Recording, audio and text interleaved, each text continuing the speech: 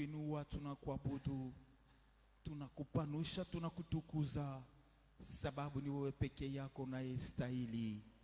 Basi nani mwingine kama wewe, ambaye Bwana aliweza kutuchunga na kutulinda? Kama si wewe tungeitwa wanani? Kama si wewe tungejikuta mahali gani? Kama si upendo wako Bwana tungefanikiwa je? Ni maana tunakuabudu, ni maana tunakupanusha, tunasema wewe ndiye mfalme wa wafalme. Basi ishi na kutawala milele na milele, ndani ya jina la Yesu tunaomba, amen. Eti tunaweza kumshangilia kwa makofi na bikelekele, maana ni yeye anayestahili.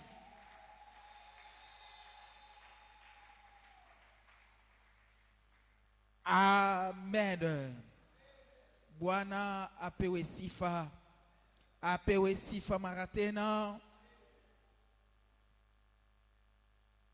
Tiyo tuko na mshukuru Mungu kwa neema na bahati tena anatufanizia jioni ya leo ya kujikuta ndani ya uwepo wake, mule ambapo tunakuwa tuko naongezekea na ufahamu. Ni ndani ya presence yake, ni mule tena tunakuwa tukiongezekea tena na maisha, maana maisha ni ile inatoka kwake kufatana na maandiko vile inavyosema. Na tuko naendelea na mawazo ambapo tulikuwa tuyazungumzia ile ya attachement, maana kile tunaweza tukafanye ni kutafuta tu kuambatana na Mungu, na mkuambatana na Mungu ni mule na sisi tunakuwa tunaitwa, tunapewa majina. Ni mkuambatana na Mungu ni mule tunafaidika na maneema yote ambayo aliyoitayarisha kwa ajili yetu. Na tulisimamia paneno lile ambapo lilikuwa liko na tuomba ama kutuhitaji sababu ya kutoa matunda. Tulitafuta kubaki benye kuambatana na Mungu ni sababu ya kutoa matunda. Maisha yetu ishibaki bila matunda, na matunda ambayo itamtukuza Mungu ni hiyo matunda itakuwa mengi na inabaki milele, maana matunda ile ambapo itakawia. Bwana apewe sifa.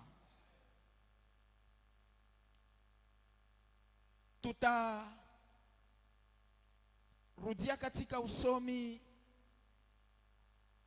wa Jean chapitre 15.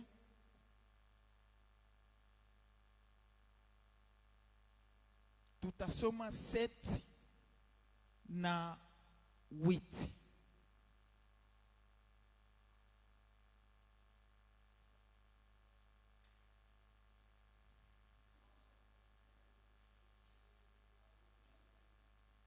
Tutafika ku 9.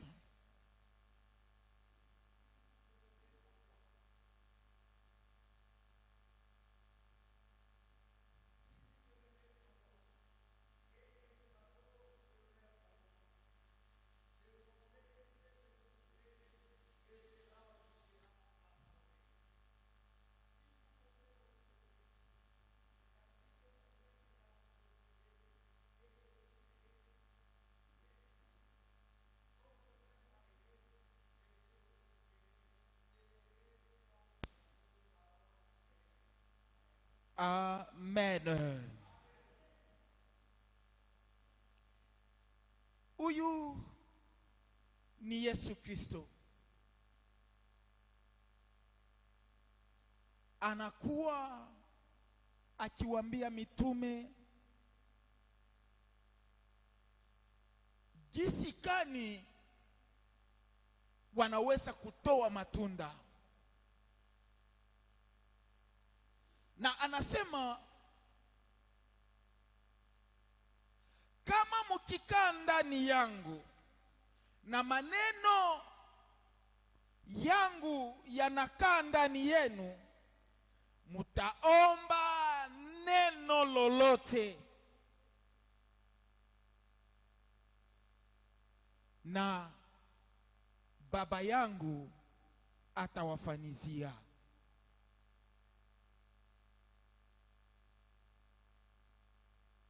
Kuomba neno lolote ni kuhusu tuwe tukitoa matunda,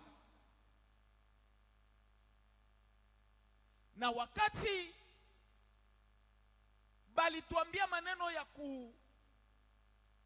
kutafuta namna kani kuchunga upatanishi, namna kani kutunza kuambatana kwetu kwa Mungu. Kati ya hiyo maneno itakao tusaidia kubaki benye kuambatana na Mungu, bali tuambia sababu ya maombi. Maombi iko na tusaidia kubaki benye kuambatana na Mungu.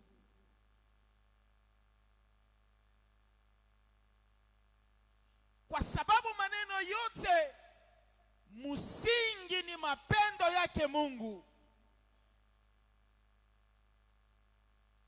Ni ile mapendo alionesha, ni ile mapendo tena inakuwa kututafuta zaidi tubaki benye kuambatana naye.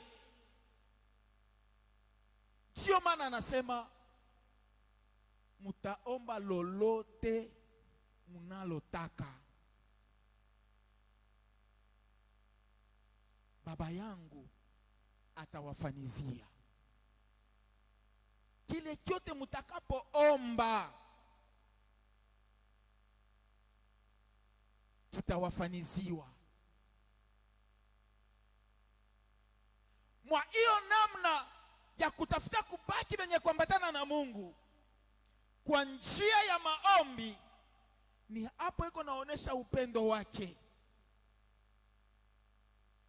Kama unasoma Philippiens chapitre 4 verset 6 mpaka 7, utashikia vile Paulo mtume iko nasema,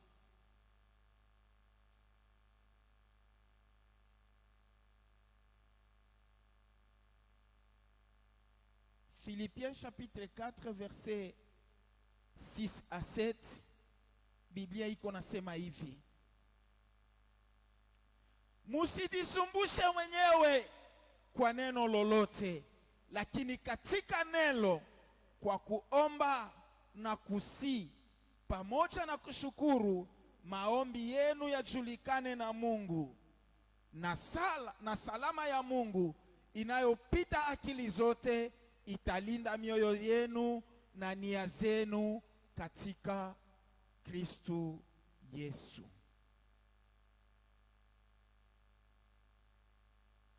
Ne vous inquiétez de rien, mais en toutes choses, faites connaître vos besoins par la prière et les supplications. Amen, amen. Na maombi ni njia ambapo tulipewa sababu ya kuzungumuza na Mungu. Ye mwenyewe anaitika, anataka shie tubaki benye kuambatana naye.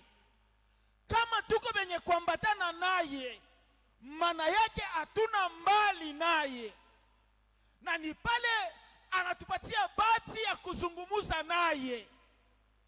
Paulo mtume, hiyo neno Yesu Kristo alikuwa anaambia mitume na kusema mutaomba neno lolote munalotaka. Paulo mtume anaanza kusema kwa njia ya maombi na kusii. Amen, amen. Kuomba na kusii.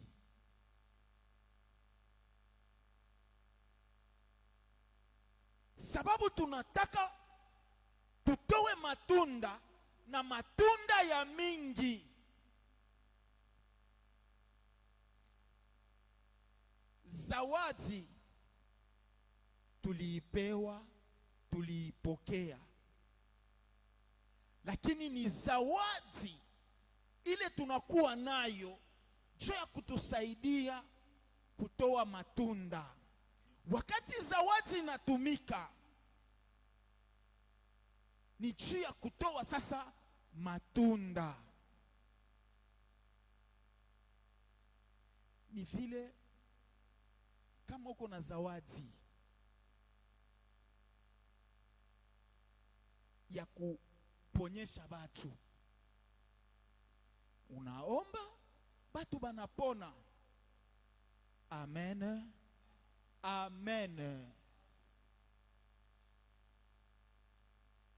Pale kama wewe ulipewa zawadi ya kusaidia batu, saidia batu na msaada ionekane.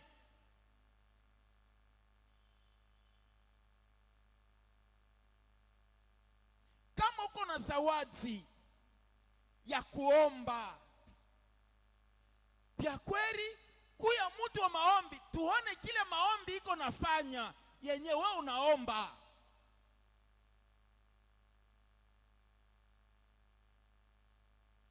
Vile vile zawadi ya mwimbaji, ya kuhubiri na ingine mazawadi. Zawadi tuliipewa, lakini ni ile zawadi ndio inapaswa kutoa matunda yake, sababu ni Mungu aliileta, sababu Roho Mtakatifu Mungu ambaye alitupatia ni yule atatumikisha ile zawadi. Ndio kwa maana matunda yote itatokea, inapaswa kuwa matunda ya Mungu. Bwana apewe sifa. Sasa kuhusu matunda ionekane na ibaki, njia moja kati ya manjia ambapo balitupatia, asema ni kuomba. Kuomba ni kule kunakuwa kuzungumuza na Mungu. Hautaweza kumuomba Mungu kama una mwenye kuambatana naye. Na wakati tu utachingiza ndani ya maombi, pale pale unasema mimi siweze, nguvu yangu haitatosha, ufahamu wangu hautatosha. Kumbe ni pale minakuja kwako wewe Mungu. Na Paulo mtume anaongeza kusema kwa kuomba na kusii. Kule kusii maana yake ni utabaki ndani ya maombi mpaka pale Mungu atakujibia. Mungu aseme minajibia maombi yako, minasikia na jibu minakupatia. Amen, amen. Amen, amen. Kama tunakumbuka, tunaangalia ndani ya Biblia wale waliomba. Tunabeba mfano wa Danieli. Siku ile Danieli anaingia katika maombi, Mungu asema alituma jibu, lakini jibu ilizuizwa katika hewa. Lakini Mungu yeye alikuwa mwenye kuacha na kutuma jibu. Ni sababu aliendelea na kuomba, sababu akuchoka, sababu akuacha, sababu akuangalia saa ngapi alibaki ndani ya maombi. Ni pale ule malaika alikuwa mwenye kuzuizwa na aliona na njia anashuka. Amen, amen. Amen, amen. Zaidi ya wakati atubaki ndani ya maombi, hata namna tunavyotengeneza maombi haituruhusu kuomba mnamna ya kusema tuko benye kuambatana na Mungu. Sababu tuko benye kuambatana na Mungu, jibu tunapaswa kuiongoja kutoka paka kwake. Amen, amen. Amen. Zaidi tunaomba, muda kidogo tunarudia, tunaangalia. Kama ulikuwa unaombea makuta, kisha unakumbuka salary yako, kunaisha, nguvu ya maombi inapunguka. Jusha kuyua deja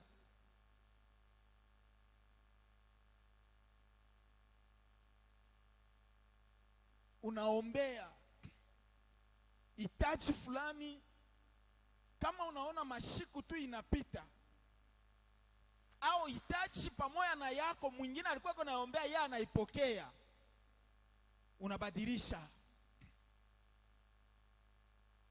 Maana yake pale panaonekana kama hauna mwenye kuambatana na kuambatana kwako mjia ya maombi. Unapaswa kuongeza hapo kusii. Amen, amen. Unapaswa kuongeza kusii. Kule kusii Paulo mtume alikuwa anasema ni kusema kama jibu itoke kwako we Mungu, hakuna fashi nyingine jibu itatokea. Ni kule kunakuya kuomba pasipo kuchoka, kuomba pasipo kuacha.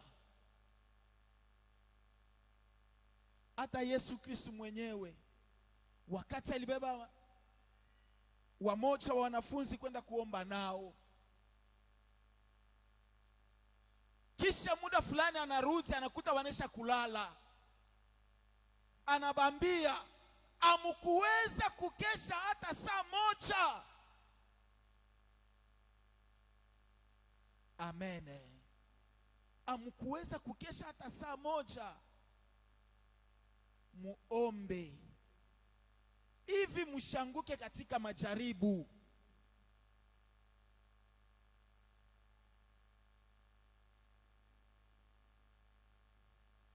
Jaribu maana yake wakati ya maombi, kama mu maombi yako munakosa kusii, munakosa kuongojea pale Mungu atajibu, pale jibu ya Mungu itafika.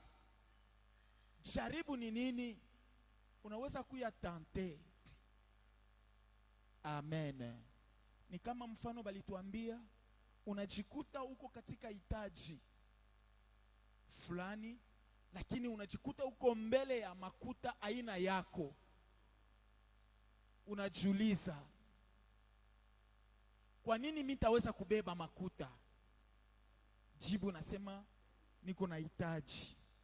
Kama hii hitaji mishi satisfaire leo, mimi nitapata haya. Amen. We uko connecté, wewe uko attaché kwa Mungu. Kama hiyo andiko tulisoma ya Jean 15, asema yeye ni mzabibu, sisi tunakuya tu tawi, na tawi inafaidika na bushima bule bunakuwa ndani ya mzabibu. Maana yake bushima bule buko ndani ya mzabibu bunatoka bunazunguka na bunaingia katika tawi.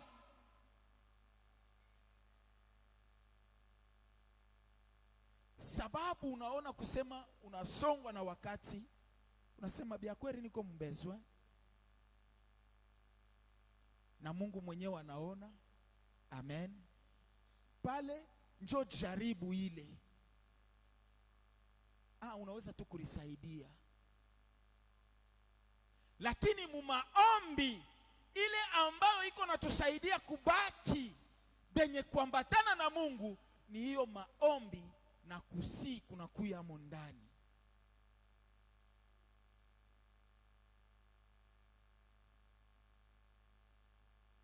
Prière avec supplication. kusiplie maana yake ni kubaki. Ndio kule kunakuya perseverance, na mule ndani ya perseverance ndio munakuya patience. Ni ile itangalia, Mungu atangalia anasema huyu mtu anadumu, huyu mtu eko mwenye kuvumilia, huyu mtu acha sasa jibu yangu imufikie. Na jibu ya Mungu ni ile inafikaka paka mu wakati yake. Mungu hayakuyaka jamais mu retard au hayakuyaka mbele ya wakati. Mungu eko na wakati yake. Amen, amen. C'est pourquoi njia hiyo ambapo iko natusaidia kubaki mu attachment kwa Mungu ni njia ya maombi na kusihi. Na kama tunayua sema tuko attaché, eke bujima tunakuwa nabo bunatoka ku mzabibu ya kweli, tutaongojea, hatutafadhaika. Ni kile Paulo iko nasema, ne vous inquiétez donc de rien, mais en toute chose faites connaître vos besoins à Dieu par des prières et des supplications.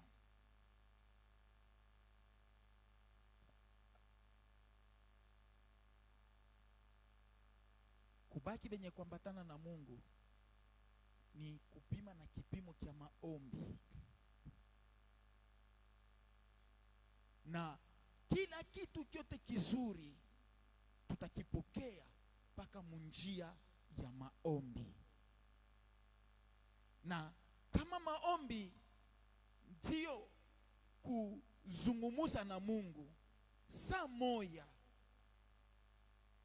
mu mazungumuzo unauliza hata ule Mungu anazungumuza naye juu ya nini binakawia hivi, anaweza kukwambia sema nano ongojea, sababu tuko na chunga tuongeze pa ile wewe ulilomba, kipimo kiko hapo ni hiki, lakini tunachunga tuongeze hii. Au iko yenye kutayarishiwa lakini haiyamalizika. Lakini zaidi ya wakati maombi yetu kwa Mungu ni Mungu tenda, Mungu tenda. Hii maombi ya supplication haina ile maombi ya kuarashe. Amen. Haina maombi ya kudetruire. Utaarashe na vile bilikuwa byako.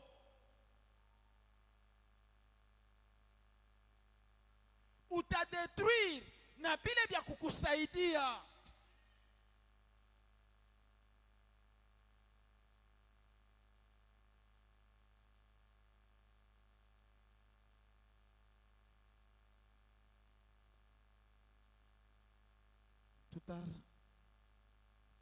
Soma Luc 21:36.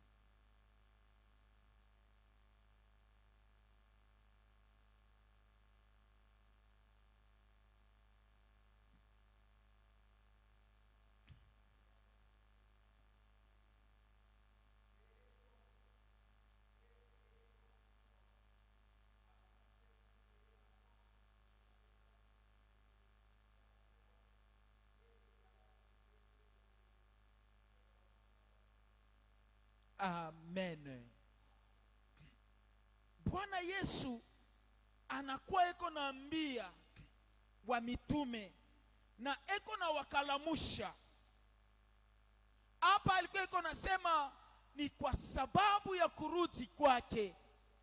Asema mbele ya yeye kurudi kutakuya bale batamutangulia, na bale batamutangulia batakuya mjina lake, batatenda maneno ya hivi na ya vile, batatenda na miujiza. Lakini kesheni mkila wakati mkiomba mupate nguvu ya kukimbia maneno haya yote yatakayokuwa na kusimama mbele ya mwana wa watu. Ni munjia ya maombi, sababu tuko natafuta kubaki benye kuambatana naye. Hakuna neno ambalo litakuja na kutupeleka pembeni. Ni munjia ya maombi. Hata jaribu likafika, shie ni kuomba. Na munjia ya maombi asema ni mule tutapata nguvu ya kukimbia hiyo majaribu, ya kukimbia ile mateso shetani atatangulia nayo.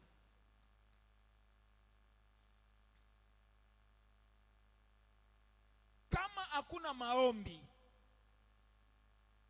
tutajikuta tunisha kuwa pahali pengine. Amen, amen. Tutakokotwa na maneno ingine. Na kama tukirudi katika mawazo ile ya kusema tutatoa matunda kwa Mungu, mfano Bwana Yesu alibeba ilikuwa ni ya mzabibu. Vigne inekaleki kunatoa ma raisin. Raisin banekalaka be on fabriquer nayo jus au vin.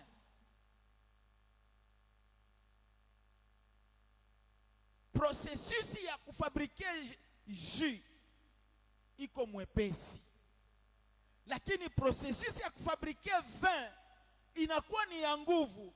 Ni pale mwenye shamba anahitaji sasa aprese na nguvu ile raisin pour que itowe ile jus ya mwisho. Na kama inatoa ile jus ya mwisho, ni ile itasaidiwa processus ya fermentation juu ikuye vin. Kati ya jus na vin, jus beko na ikonserve kwa muda mfupi, lakini vin conservation yake ni ya muda mrefu. Na kama unaangalia ile yote, c'est pourquoi wakati fulani kuna mateso ambapo iko na tubamba, ni Mungu yeye mwenyewe aliitayarisha. Mateso yote aina ya shetani, mateso yote aina ya buloshi na buchawi, lakini ni Mungu anakuya eko na tuvinya kuhusu tutoshe ile yenyewe inakuya ndani mwetu kupitia zawadi, tutoshe ile iko ya mzuri sana. Amen, amen. Ni vile wakati fulani Mungu anakuwa naye eko na tutumikisha, lakini kwa kuonesha na kujua kusema tunabaki benye kuambatana naye ni kwa njia ya maombi.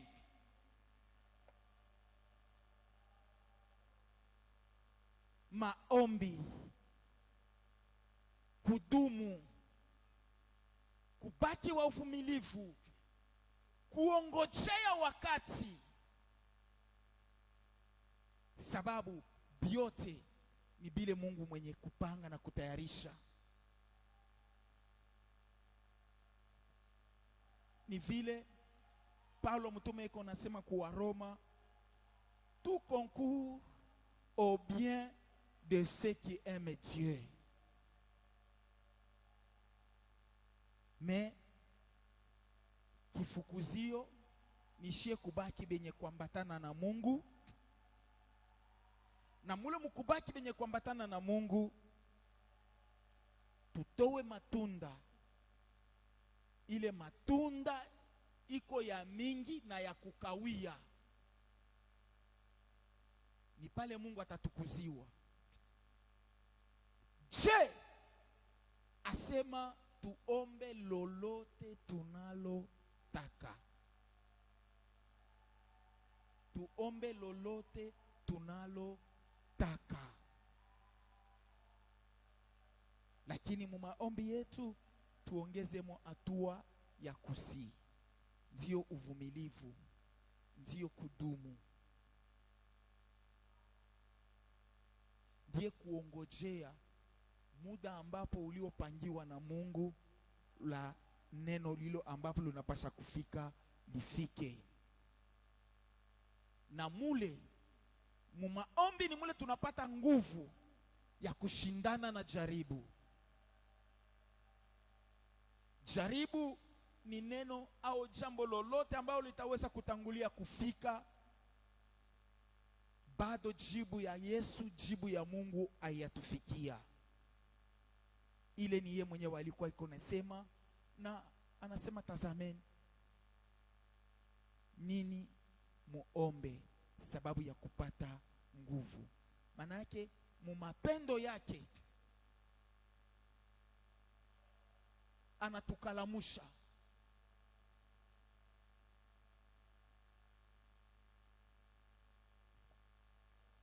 Sawa sawa baba yangu alivyonipenda mimi, hivi nilivyowapenda ninyi. Mukae katika mapendo yangu. Na tunarudia katika hiyo wazo ya Ephésiens chapitre 3 na verset 18. Asema tubakie enraciné mu mapendo ya Mungu. Sababu mu mapendo yake ni mule eko na tuepusha na mahatari. Ni mu mapendo yake mule na shie tunapokea majina. Ni mu mapendo yake tunakuwa tukineemishwa na manema yote ambayo iko ndani ya Yesu. Ni mu mapendo ya Mungu bujima bule buko na Yesu bunakuya bujima bule tuko nabo shie. Alors tuko na intérêt ya kutafuta kubaki attaché kwake Mungu, kubaki attaché kwa Yesu Kristo. Maana nje yake hakuna bujima, nje yake hakuna neno lingine. Ndio mu maneno ambapo tunayo sababu ya kumtolea Mungu matunda, njia mmoja tunapewa, tunaona maombi. Yesu Kristo mwenyewe anasema kama muko ndani yangu na maneno yangu nabakia ndani yenu, ombeni lolote munalotaka. Na mkuomba lolote tunalotaka, tuongezemo hatua ya kusii. Ile hatua ya kusii ni kule kunakuya kuvumilia. Maana Mungu anajibu mu wakati wake. Ni mule munakuya kudumu. Maana jaribu litakuja. Shetani ataona hitaji tunayo, lakini tuko maombi, shetani atatukaribia na jibu yake. Yenyewe haina jibu ya Mungu. Tunakuwa tukidumu na kuongojea wakati wa Mungu. Bwana apewe sifa. Ndio, kama uliolipenda hiyo neno, utaenda kumshangilia Bwana kwa makofi na bikelekele.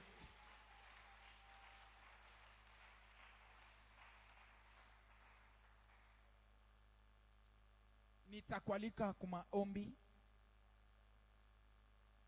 sababu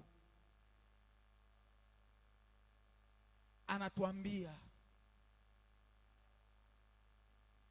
tumunjia ya maombi tumuoneshe mahitaji yetu, na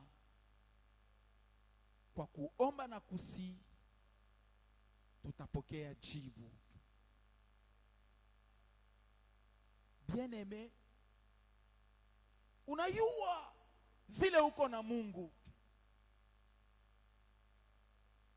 Unajua wapi pale ukimguse Mungu anakeleka kwa kujibia. Me unahitaji. Magharibi ya leo anasema tuchukue na muda tumujulishe ile ile inakuwa mahitaji yetu.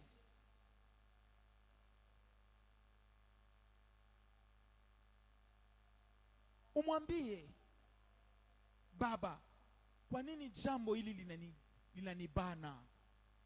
Kwa nini jambo hili linanikazia? Mungu atakujibia.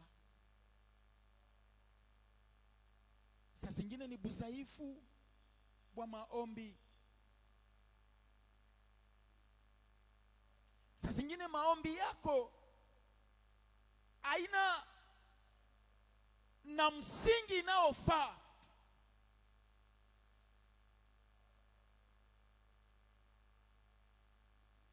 Lakini umwambie Bwana, jambo ni hili, jaribu ni hii, basi nijibie. Nataka nibaki mwenye kuambatana nawe. Nataka jibu yako kwa hitaji fulani ninayo, kwa neno fulani linalonikazia. Sina pahali pengine, sina msaada ingine, lakini tumaini langu ni kwako. Eti utachukua muda, utazungumza naye, neno lake ni ndani yako, nawe uko ndani yake.